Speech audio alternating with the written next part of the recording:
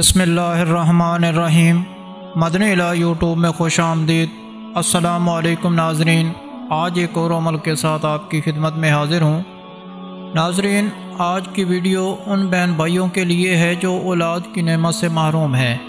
ہم آپ کو ایک ایسا مجرب اور انوکھا عمل بتائیں گے جو انشاءاللہ اللہ کے حکم سے آپ کی دعاؤں کو قبولیت دے گا اور اولاد کا روحانی علاج اور روحانی شفا کا ایک اہم پہلو ہے، جو ان والدین کے لیے امید کی کرن بن کر آتا ہے جو اولاد سے متعلق مسائل کا سامنا کر رہے ہوں، جیسے اولاد نہ ہونا، نافرمان اولاد یا اولاد کی صحت و تربیت کے متعلق پریشانیاں۔ روحانی علاج ایک ایسا عمل ہے جس میں قرآن، حدیث، مسنون دعائوں اور اولیاء کرام کے مجرب وظائف کے ذریعے جسمانی، ذہنی اور روحانی بیماریوں کا علاج کیا جاتا ہے۔ اس کا تعلق صرف دوا سے نہیں بلکہ دعا، نیت اور اللہ تعالیٰ پر مکمل بھروسے سے ہوتا ہے۔ اولاد کا روحانی علاج ان روحانی دینی اعمال کا مجموعہ ہے جن کے ذریعے بے اولاد جوڑوں کو اللہ تعالیٰ کی بارگاہ میں دعا کے ذریعے اولاد کی نعمت حاصل کرنے کی ترغیب دی جاتی ہے۔ نافرمان یا بدتمیز اولاد کے رویے میں تبدیلی لانے کے لیے قرآن کی آیات اور مسنون دعاؤں کا سہارا لیا جاتا ہے۔ بیمار یا کمزور بچوں کی صحت حفاظت کے لیے مخصوص وظائف کیے جاتے ہیں۔ بچوں کی تربیت، تعلیم اور دینی رجحان کے لیے روحانی رہنما فراہم کی جاتی ہے۔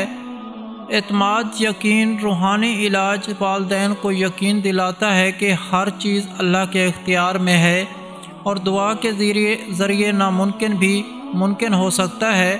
نفسیاتی سکون، جب دنیاوی طریقے ناکام ہوں تو روحانی علاج والدین کو ذہنی قلبی سکون عطا کرتا ہے۔ قرآنی آیات اور وظائف نہ صرف بچوں پر اللہ کی رحمت نازل کرتے ہیں بلکہ گھر میں برکت اور سکون بھی لاتے ہیں۔ اس عمل سے والدین اور اولاد دونوں کی دینی تربیت اور اللہ تعالیٰ سے تعلق مضبوط ہوتا ہے۔ اولاد کا روحانی علاج صرف ایک حل نہیں بلکہ ایک سفر ہے، اللہ کی طرف رجوع کرنے کا، اپنی دعاؤں میں سچائی اور نیت کی پاکیزگی لانے کا۔ یہ ان لوگوں کے لیے ایک مبارک ذریعہ ہے جو اپنی اولاد کے لیے نہ صرف دنیاوی کامیابی بلکہ آخری نجات بھی چاہتے ہیں۔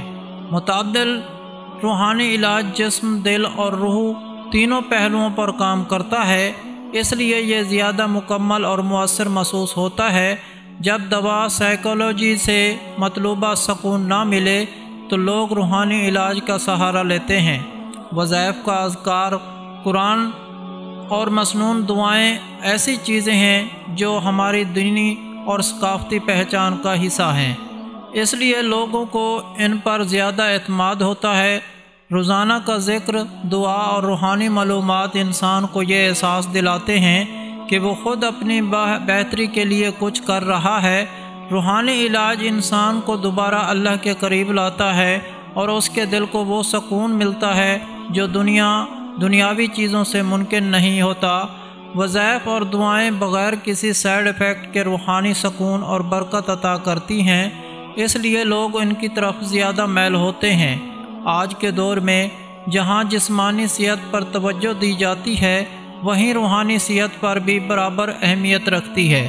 جب انسان کو روحانی پریشانی ہو تو اسے صرف دوائی نہیں بلکہ دعا، ذکر اور اللہ تعالیٰ سے تعلق کی ضرورت ہوتی ہے۔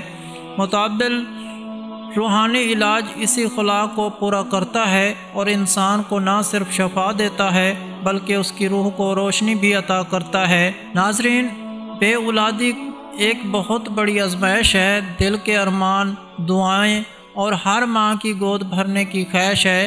یہ سب کچھ صرف وہی سمجھ سکتا ہے جو اس آزمائش سے گزر رہا ہو، لیکن یاد رکھیں اللہ تعالیٰ کبھی بھی اپنے بندے کی دعا کو رد نہیں فرماتا۔ تو ناظرین، عمل بتانے سے پہلے میری دعا ہے اللہ پاک سے کہ تمام مسلمان بے اولادوں کو اولاد عطا فرمائے۔ اللہ پاک جن کو بیٹیاں دی ہیں ان کو نیک صالح بیٹے بھی عطا فرمائے، جن کو بیٹے دیے ہیں ان کو نیک صالح بیٹیاں بھی عطا فرمائے۔ اللہ پاک اپنے پیارے حبیب حضرت محمد صلی اللہ علیہ وآلہ وسلم کے صدقے سے تمام مسلمان بے اولادوں کو نیک اولاد عطا فرمائے۔ اللہ پاک سب کی خالی جھولی اولاد کی نعمت سے بھر دے، آمین۔ آپ سب بھی کمنٹ میں ایک مرتبہ آمین ضرور لکھ دیں، کیا پتہ کہ کس کی آمین کس کے لیے قبول ہو جائے اور اللہ پاک آپ کی دعا کو قبول کر لیں۔ تو ناظرین، آج ہم جو عمل بتا رہے ہیں یہ ایک بہت ہی مجرب روحانی عمل ہے۔ ناظرین، روزانہ نماز فجر کے بعد اور نماز عشاء کے بعد یہ وظیفہ کریں۔ سب سے پہلے اول اور آخر 11 بار درود ابراہیمی پڑھیں، اس کے بعد یا مسبب الاسباب یا فتح 313 مرتبہ پڑھیں، پھر آخر میں دعا کریں کہ یا اللہ مجھے نیک صالح اور تندرست اولاد عطا فرما، میری گود کو بھر دے اور میری دعاؤں کو قبول فرما۔ یہ بھی عمل کا ایک حصہ ہے۔ یہ عمل کم از کم 40 دن پابندی سے کریں۔ میاں بیوی دونوں اگر یہ عمل کریں تو انشاءاللہ اس کی تاثیر اور بھی زیادہ ہو جائے گی۔ چند احتیاطی تدابیر اور نصیحتیں: ناپاکی کی حالت میں عمل نہ کریں، رزق حلال کا خیال رکھیں، 5 وقت کی نماز کی پابندی کریں، دل میں یقین کامل رکھیں، انشاءاللہ آپ کی مراد ضرور پوری ہوگی۔ ناظرین، اگر آپ لوگوں کو آج کا عمل پسند آیا ہو تو اسے ضرور دوسروں تک پہنچائیں تاکہ مزید لوگ اس آزمائش سے نجات پا سکیں، اور کمنٹ میں آمین ضرور لکھیں اور اپنی دعاؤں میں ہمیں بھی یاد رکھیں۔ جزاک اللہ خیر۔